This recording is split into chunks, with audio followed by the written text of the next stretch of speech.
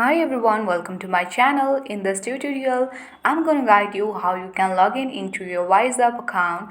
Just you need to remember that you have already installed your WhatsApp account and created an account. If you haven't created any WhatsApp account, then I have made a tutorial video. You can just watch it. First, open your WhatsApp. Here on the bottom, you can see the option login, or if previously you have set biometrics, then you can log in with your fingerprint. You just tap into login with fingerprint and just scan your fingerprint, or if you haven't set any biometrics, then just tap on cancel option and tap on just your login option. Here you can enter the password of your account and can tap on login option, then you can log in into your WhatsApp account. If you have forgotten your password, then just tap on trouble login option. Then you can select an issue here. After you renew your password, you can just go back to the page